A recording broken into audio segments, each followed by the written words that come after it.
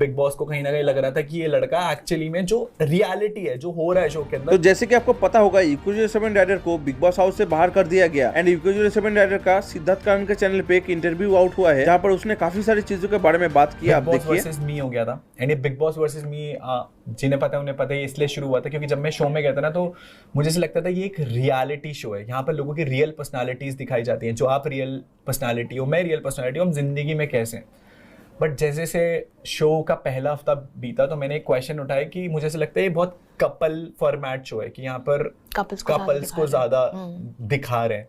आपने एक चीज़ नोटिस करी होगी, हम लोगों ने 16 सीजन देखे हैं बिग बॉस के और उन सीजन्स में एक ऑर्गेनिक रिलेशनशिप डेवलप हुआ है।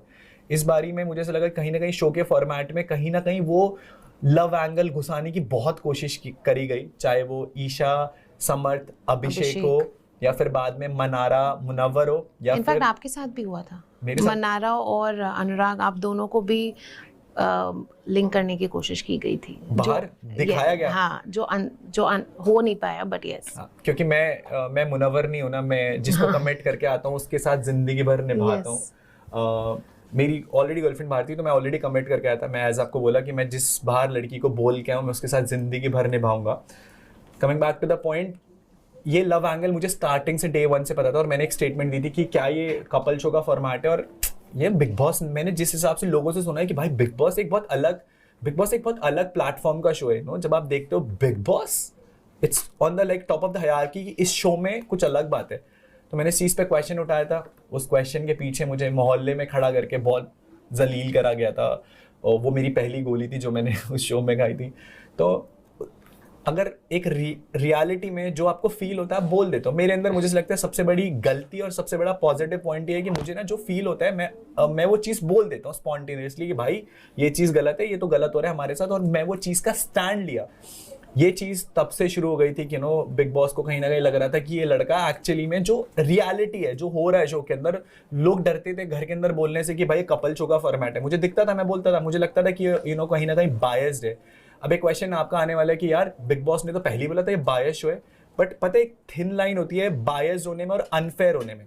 बहुत सारी चीज़ें ऐसी हुई कि एक एग्जांपल दूंगा कि जब भी मेरा एक कॉन्फ्रेंस हुआ था कन्फेशन रूम में बिग बॉस के साथ ब्रोसेना वाले टॉपिक को लेकर के, जो शुरू इससे हुआ था कि कहीं ना कहीं सलमान सर ने मेरी कम्युनिटी का ब्रोसेना का एक मजाक बना दिया था। वो चीज़ बाहर भी आई थी।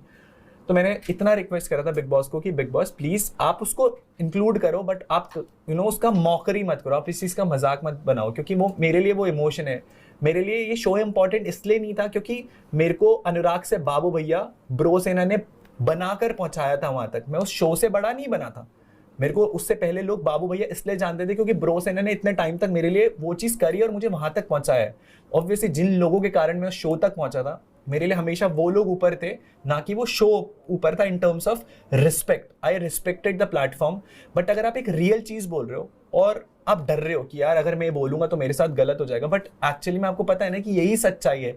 सच बोलने में ना हमेशा लोग डरते हैं, और जब आप सच का रास्ता पकड़ते हो ना तो इनिशियल टाइम पीरियड में आपको बहुत डर लगता है, आपको बहुत सारी चीज़ों से झेलना पड़ता है।